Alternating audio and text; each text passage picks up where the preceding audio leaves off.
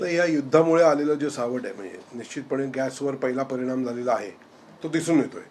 परंतु तरी देखील आमचं काही डीलर्स वर मनसेची निश्चितपणे करडी नजर असेल. ह्या अशा काळामध्ये गॅसचा तुटवडा वगैरे जरी असला तरी माल प्रॅक्टिसेस जास्ती होण्याची शक्यता आहे.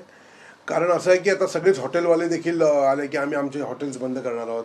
जनता त्रस्त झाली आहे. 21 दिवसाचे 25 दिवस केलेले आहेत.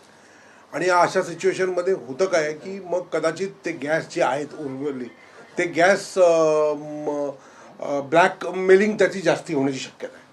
आणि त्या ब्लॅकमेलिंगमुळे होईल असं की जनता म्हणजे फेस करेल आणि निश्चितपणे हे डीलर लोकांना चढ्या भावामध्ये गॅस विकता येतील हे देखील हे चालू होईल. सरकारला माझी विनंती आहे की हा लवकरात लवकर प्रश्न सोडवण्याचा त्यांनी प्रयत्न करावा.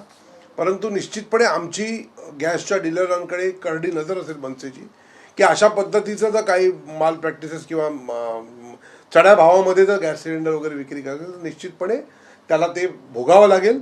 त्या डीलरला आम्ही सोडणार नाही एवढं मात्र नक्की. कारण जनतेची अशी हालावा करून अशा पद्धतीचा खेळ ते करू शकत नाही एवढं एकंदर पाहिलं गेलं तर अनेक ठिकाणी आता इंडक्शन वर पण शिफ्ट होण्याचा प्रयत्न त्याची पण किमती वाढल्या.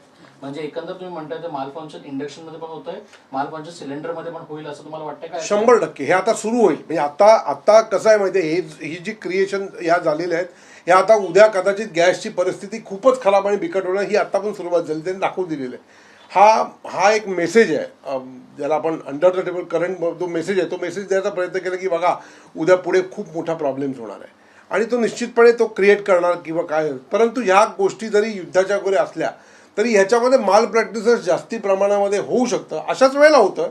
आणि म्हणून ते चढ्या भावामध्ये गॅस सिलेंडर जो आम्हाला किंमत जास्ती देईल त्या व्यक्तीला आम्ही गॅस देऊ अशा पद्धतीचं आहे. आणि म्हणून हे टाळण्याकरता निश्चितपणे सरकारला देखील माझी नम्र विनंती असेल की तुम्ही ह्याच्या देखील लक्ष द्यावा.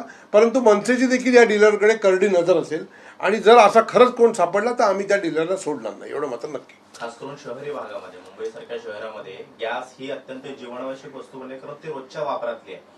आणि अशा वेळेला जेव्हा एखादं संकट येतं आणि त्या गोष्टीचा अपुरा पुरवठा होतो तेव्हा त्या गोष्टीचं महत्व आपोआप वाढतं. म्हणजे आपण कोरोना काळामध्ये जेव्हा रेमडेसिवीर इंजेक्शनची अत्यंत गरज भासत होती तेव्हा त्याच्या चढ्या बाजाराची किमती वाढवण्यात आल्या, काळाबाजार होत होता. तीच भीती तुम्हाला इथे वाटते का? निश्चितपणे आता थोडीशी ती भीती वाटते कारण त्यांनी आता म्हणजे त्यांनी मेसेज द्यायला सुरुवात केलेली आहे की निश्चितपणे आता गॅस मिळणार नाही, लोकांनी अवेअर राहावं किंवा गॅस कमी वापरावं किंवा असा करत करत या गोष्टी होतील. माझ्या मते कदाचित लवकरात लवकर सरकार याच्यामध्ये लक्ष घालेल आणि सरकार निश्चितपणे काहीतरी करेल. पण माझं म्हणणं आहे सरकारने सिरियस व्हावं. सरकार तितकंसं अजून सिरियस आहे असं काही आम्हाला वाटत नाही आहे. कारण याची पुढची गोष्ट म्हणजे बेसिकली आता मी सर्व्हिस इंडस्ट्रीमध्ये या सर्व्हिस इंडस्ट्रीमध्ये काय होणार आहे अर्थातच ह्याच्यामध्ये ह्या सगळ्या इंडस्ट्रीज ज्या आहेत ह्या हॅम्पर्ड होणारच आहेत. परंतु ह्या हॅम्पर्ड झाल्यानंतर हे करत असताना ह्याच्यामध्ये ब्लॅकमेलिंग पण जास्ती प्रमाणामध्ये होईल. ते होऊ नये याच्याकरता सरकारने फक्त लक्ष द्यावं हीच आमची इच्छा आहे. एक महत्वाची बाब म्हणजे की दैनंदिन जीवनात मुंबईत मोस्टली पाव हा प्रत्येकाच्या ऍक्सेसिबिलिटीचा किंवा वडापाव खाऊन माणूस पुढे धावत असतो. पण आता थेट बेकरींना सुद्धा LPG मिळत नसल्यामुळे त्या कामगारांचाही उदरनिर्वाहाचा प्रश्न उपस्थित झालेला आहे आणि इतरांचाही. त्याकडे तुम्ही कसं बघता? नाही, अजून ती सुरुवात तशी त्या पद्धतीने झालेली नाहीये. परंतु निश्चितपणे सरकारने वेळीच पावलं उचलून ह्या बाबतीत ह्या डाऊनलाईन जे वर्कर आहेत जे रोजंदारीवर विशेष करून हे करणं यांच्याकरता प्लॅन्स करणं अत्यंत गरजेचं आहे. कारण शेवटी ह्या युद्धाचा परिणाम जगात जवळजवळ सगळीकडेच होतो.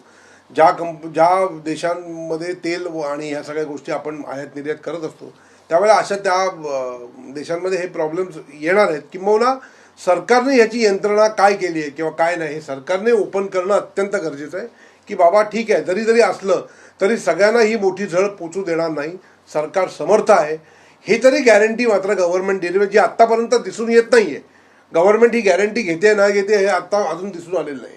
उद्या हा प्रॉब्लेम वाढण्याची शक्यता निश्चित दाट आहे. तर गव्हर्नमेंटने देखील जनतेला वेळीच सांगावं सगळ्यांना हे करावं की याच्यामध्ये जरी बिझनेस हॅम्पर्ड होणार नाही याची दखल किंवा याची जबाबदारी गव्हर्नमेंटने आम्ही घेतोय आणि असं काही होणार नाही हे निदान तरी शासनाने सांगणं अत्यंत गरजेचं आहे असं आम्हाला वाटतं.